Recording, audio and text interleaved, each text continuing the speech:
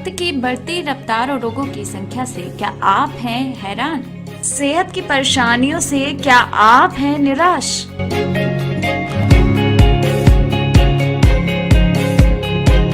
तो हेल्थलाइन लेकर आया है तमाम बीमारियों के अनसुलझे राज।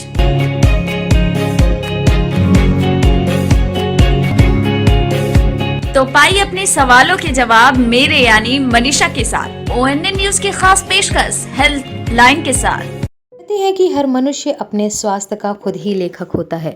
आज के इस व्यस्त जीवन और प्रदूषित वातावरण में सभी के लिए अच्छी सेहत बना पाना और स्वस्थ रहना बहुत कठिन है। स्वस्थ रहने के लिए नियमित देखभाल और चिकित्सक के उचित परामर्श की आवश्यकता होती है।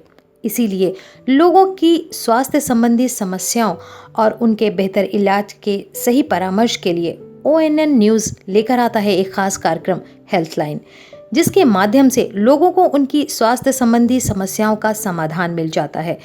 तो आइए आज के इस खास कार्यक्रम हेल्थलाइन में हम बात करेंगे स्पाइनल डिसीज के बारे में, यानी रीढ़ की हड्डी में होने वाली बीमारियों पर। और इस विषय पर जानकारी लेते हैं डॉक्टर हिमांशु कृष्णा जी से, जो कि MBBS MS में गोल्ड मेडलिस्ट हैं KGMU से। SGPGI में ये MCH के न्यूरो सर्जरी विभाग में कार्यरत हैं। साथ ही मुंबई के KEM हॉस्पिटल से इन्होंने माइक्रो सर्जरी में फेलोशिप भी किया है। डॉक्टर हिमांशु कृष्णा जी ने स्विट्जरलैंड के दावोस शहर और साउथ कोरिया की यूनिवर्सिटी सुंग क्वान से एडवांस स्पाइनल कोर्स भी किया है। वर्तमान में ये कंसल्टेंट और न्यूरो सर्जन है Lucknow health city trauma centre और super speciality hospital Vijaykhand Gomti Nagar और Divyani neuro maternity clinic 1/45 sector J Aliganj में।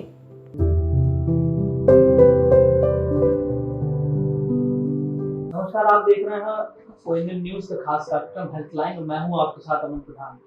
जैसे कि आप पूर्व में जानते हैं कि हम आपके सवालों को लेकर के अपने चिकित्सक जो एक्सपर्ट डॉक्टर्स होते हैं उनके पास जाते हैं और आपके सवालों के जवाब आप तक पहुंचाते हैं। इसी कड़ी में आज हमारे साथ जुड़े हुए हैं डॉक्टर हिमांशु कृष्णा, जो कि न्यूरो सर्जन है और स्पाइन में उनकी स्पेशल है। और हम उनसे भी जानेंगे कि स्पाइन सर्जरी किस तरीके से होती है और स्पाइन की अगर बात की जाए तो किस अंग को बोला जाता है, जो कि शरीर का एक महत्वपूर्ण अंग होता है। सर, पहले तो हमारे कार्यक्रम में बहुत बहुत स्वागत है। Thank you. सर, पहले तो हमारे दर्शकों को यही बताइए कि स्पाइन बेसिकली क्या होती है और इसका वर्क क्या होता है। थैंक यू, शुक्रिया। इस इम्पोर्टेंट टॉपिक को लेने के लिए उसके रीजंस हैं। मैं बताऊंगा कि क्यों ये एक स्पाइन एक न्यूरोसर्जन के पर्सपेक्टिव या उसके नज़रिए से देखा जाना ज़रूरी है। स्पाइन हमारे शरीर की वो हिस्सा है जिसकी वजह से प्रॉबेबली हम लोग सीधा खड़े हैं। ये स्पाइन हमारे पूरे बॉडी को अपराइट पोस्चर देती है। जो चीज हमारे गर्दन से लेकर और नीचे कमर तक उस पूरे हिस्से को सपोर्ट करती है, वो एक स्पाइन, ब्रॉडर पर्सपेक्टिव में उसको स्पाइन बोलते हैं। अगर एक मॉडल के जरिए अगर हम आपको दिखाना चाहें तो ये एक 100 मॉडल है। ये हिस्सा सर का होता है, सर के पीछे का हिस्सा है, और ये यहां से ये हिस्सा गर्दन का है जिसमें 7 हड्डियां होती हैं। उसके बाद पीठ का हिस्सा आता है जिसमें 12 होती हैं, कमर के 5 हड्डियां होती हैं, और उसके बाद हमारी हड्डियां तो बड़ी मजबूत है, फिर हमको क्यों प्रॉब्लम हो रही है। मेन जो क्रक्स है, मेन जो पार्ट है किसी भी चीज के लिए कंट्रोल करने के लिए, होल्ड करने के लिए, वो होता है मसल स्ट्रेंथ। इसके चारों तरफ जब मांसपेशियां आ जाती हैं तो वो इन जोड़ों को, इन स्पाइन्स को होल्ड करके रखती हैं। जाहिर सी बात है, मसल्स को या मांसपेशियों को कौन चलाएगा? वो चलाएगा, 2 तरीके से चलती है। एक करंट चाहिए होता है और दूसरा ब्लड चाहिए होता है। तो करंट प्रोवाइड होता है नर्व से, एंड ऑब्वियसली ब्लड जो कि खून की नलियों के द्वारा वहां तक पहुंचता है, और उसी के द्वारा ऑक्सीजन और बाकी जो न्यूट्रिएंट्स होते हैं उसके एनर्जी के लिए वो चाहिए होते हैं। तो ये एक पूरा सिस्टम है जिसकी वजह से, जो कि हमारे पूरे बॉडी को, खासतौर से स्पाइन को होल्ड करके रखता है और कंट्रोल करता है। हम झुक रहे हैं, मुड़ रहे हैं, लेट रहे हैं, उठ रहे हैं, बैठ रहे हैं, तो ये सारे मूवमेंट्स हमारे मसल्स और नर्व्स के कोऑर्डिनेशन से हो रहा है।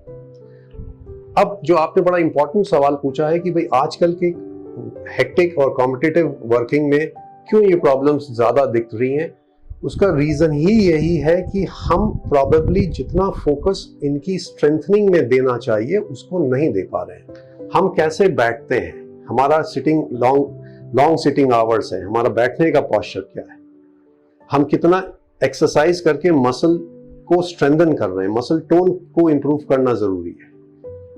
अगर हमारी मसल्स स्ट्रांग नहीं होंगी तो जितने एक्सटर्नल झटके या फोर्सेस हैं वो सीधे के सीधे हड्डी या जॉइंट्स तक जाएंगे और उनसे संबंधित प्रॉब्लम्स होने लगेंगी। That is the main reason, चाहे किसी भी हिस्सा, चाहे रीढ़ का, कमर का, गर्दन का, घुटने का, किसी का भी अगर पेन हो रहा है या उनमें कमजोरी आ रही है, तो one of the most important reasons is muscle weakness.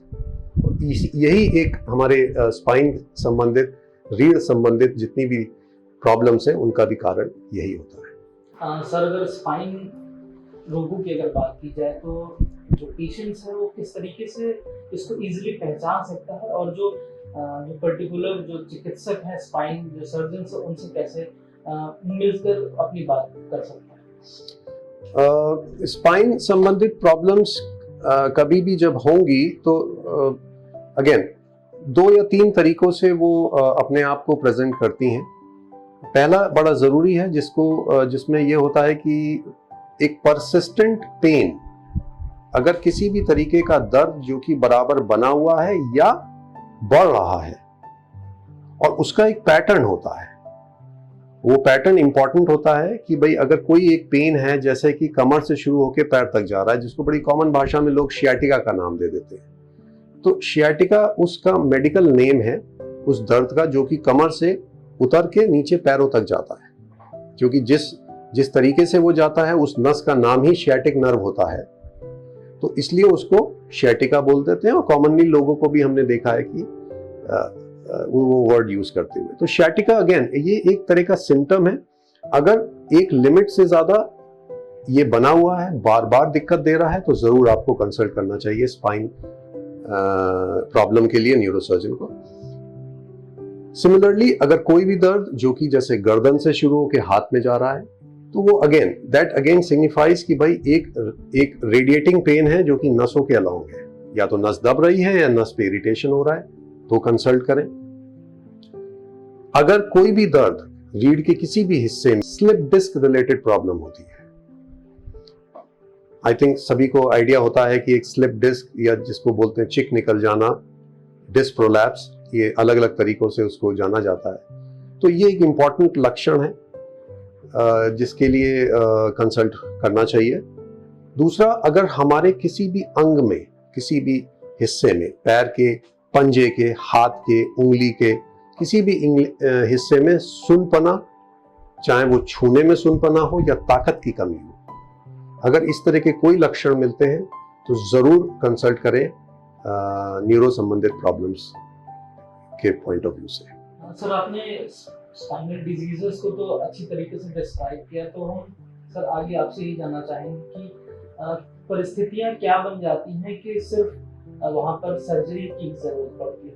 किस तरीके की परिस्थिति होती है जब आप लोगों को एक सर्जरी ही एकमात्र ऑप्शन बचता है? ये इम्पोर्टेंट है इसलिए क्योंकि नॉर्मल अगर हम ब्रॉडली देखें तो रीढ़ संबंधित जो प्रॉब्लम्स हो, या तो चोट के माध्यम से किसी को अगर स्पाइन इंजरी हो गई और स्पाइन इंजरी होके जो रीढ़ की हड्डी है उसमें फ्रैक्चर हो गया या नस दब गई, ऐसा देखा गया है, या स्लिप डिस्क जो मैंने अभी वर्ड यूज किया था, या डिस्क प्रोलैप्स, उसकी वजह से दब जाती है नस, तब वो देखा गया है। कभी कभी स्पाइन संबंधित ट्यूमर्स होते हैं जो कि नसों को दबा रहे होते हैं, या जो स्पाइन की हड्डियां हैं उसको इन्वॉल्व किया हुआ होता है। तो इसी तरीके से और भी प्रॉब्लम्स होती हैं। अब मेनली कोशिश ये होती है कि पहले हम एक प्रॉपर कंजर्वेटिव ट्रायल दें। प्रॉपर कंजर्वेटिव ट्रायल मतलब होता है जिसमें कि मेडिसिन्स, रेकअप्स ये सारे चीज़ों की वजह से हमने वो चीज़ें बहुत ही मिनिमाइज कर दी हैं। अब 1 इंच या कभी कभी उससे भी छोटे इंसिजन से हम नस के दबाव को हटा सकते हैं। Minimal invasive disc surgeries, endoscopic discectomy, micro discectomy, ये सब वर्ड्स हैं, ये सब नाम है सर्जरीज के जो कि हम लोग यूज करते हैं। मोस्ट इंपॉर्टेंट एस्पेक्ट हुआ पेशेंट का ओवरऑल कंप्लायंस। अब कंप्लायंस वर्ड जब हम यूज करते हैं तो मतलब होता है patient satisfaction without compromising the surgical outcome. मतलब ऑपरेशन का जो एक रिजल्ट होना चाहिए या जो मकसद है वो कॉम्प्रोमाइज ना हो। Maximum possible relief, minimum possible injury to the normal tissue, जो बाकी हिस्से हैं शरीर के उनमें कम से कम चोट पहुंचे, एंड अर्ली रिकवरी, जल्दी पेशेंट ठीक होके वापस जाए, less hospital stay, less cost, less blood loss. तो ये सारे वो इंपॉर्टेंट पॉइंट्स हैं। छोटा चीरा, कम स्कार, कम पेन, कम दिन रुकना, तो ये सारे वो पॉजिटिव पॉइंट्स हैं जो कि हम एक मिनिमल इन्वेजिव प्रोसीजर या स्पाइन सर्जरी में जब यूज करते हैं तो उसके जरिए पेशेंट्स को प्रोवाइड करते हैं, जो कि सिग्निफिकेंटली पेशेंट के ओवरऑल कंप्लायंस को इंप्रूव कर देती है। सर लास्ट में सिर्फ एक कंक्लूजन चाहूंगा, किस तरीके से अगर स्पाइन सर्जरी को अगर डिफाइन करना हो तो किस तरीके से आप डिफाइन करेंगे एक कंक्लूसिव शब्द को, किस तरीके से आप कंक्लूड करना चाहेंगे इस पूरे टॉपिक को? इसके कॉन्टेक्स्ट में मैं ये कहना चाहूंगा कि स्पाइनल प्रॉब्लम्स बहुत ही इंपॉर्टेंट और common day to day aspects में देखी गई हैं। स्पाइन प्रॉब्लम्स के जो ट्रीटमेंट्स हैं वो भी बड़े स्ट्रिक्ट प्रोटोकॉल्स के तहत आजकल फॉलो होते हैं। चाहिए साहब, इससे तो आदमी का फालिज हो जाता है, और एंड 2-4 एग्जाम्पल सभी के जानकारी में जानने में होते हैं। तो मेरी आप लोगों से यही एक मैसेज है कि प्लीज इन चीजों पे एक फिक्स्ड ओपिनियन ना बनाएं। चीजें बहुत डिफरेंट हो गई हैं। आज की तारीख में अगर कोई मेरे से भी पूछता है कि साहब ये बताइए कि मुझे हार्ट का प्रॉब्लम है तो मैं क्या करूं, मैं एक बहुत ऑब्वियस सीधा जवाब ये होता है कि भाई किसी ऐसी जगह जाओ जहां पे एक्सपीरियंस्ड उस फील्ड का एक्सपर्ट हो, एक्सपीरियंस डॉक्टर हो और टेक्निकल बैकअप हो। उससे ज्यादा ना आप कुछ कर सकते हैं क्योंकि बीमारी आप बदल नहीं सकते। तो that is the best option what you can do. Similarly for spine, आप एक ऐसी जगह एक ऐसे इंसान, एक ऐसे एक्सपर्ट से कराएं अगर सर्जरी, तो chances of complications, chances of risk बहुत अपने आप में मिनिमाइज हो जाते हैं। तो किसी भी प्रकार की घबराहट या डर नहीं होना चाहिए, पहला चीज। दूसरा, अमूमन ये देखा गया है कि भाई अननेसेसरली सर्जिकल इंटरवेंशंस नॉर्मली नहीं एडवाइस किए जाते हैं। भाई आज की तारीख में अगर हम किसी भी पेशेंट को, मैं किसी भी पेशेंट को सर्जरी एडवाइस कर रहा हूं तो बहुत प्लान करके, बहुत सोच के एडवाइस करता हूं कि हाँ भाई इनको हम सर्जरी द्वारा हम रिलीफ या बेनिफिट दे सकते हैं। अगर जरा सा भी डाउट होता है तो we give a second thought, we say कि नहीं, आप अभी थोड़ा कंजर्वेटिव ट्रायल्स को फॉलो करिए। तो similarly it is important that for spine treatment, for spine surgeries, आप ट्रस्टेड जगह पे जाइए, विश्वास के साथ जाइए। जो है उसको नहीं बदल सकते, but yes what you can do is कि minimize the complications, minimize the risks and hope for early recovery, and that is very much possible within today's time. तो किसी भी प्रकार का डर या रिस्क से बिल्कुल भी गाइडेड नहीं होने की जरूरत है। Spine surgery nowadays is a very commonly performed, हाँ काफ़ी कॉमनली इसके ऑपरेशंस होते हैं। हमारे पास टेक्नोलॉजिकल बैकअप्स हैं, इसलिए हम भी कॉन्फिडेंटली अपने पेशेंट्स को ये चीज़ें कहते हैं और अच्छे रिजल्ट्स देते हैं। सर धन्यवाद हमसे बात करने के लिए, और अपने जो अहम जो पॉइंट्स हैं उनको हमारे दर्शकों तक रखने के लिए। आशा करते हैं कि सभी आपके सवालों के जवाब हमारे एक्सपर्ट ने दिया होगा, और हमारे अगले एक्सपर्ट से हम आपको फिर से मुलाकात करवाएंगे और आपके सवालों के फिर से हम आपको जवाब दिलवाएंगे। तब तक मुझे अमन को दीजिए इजाजत।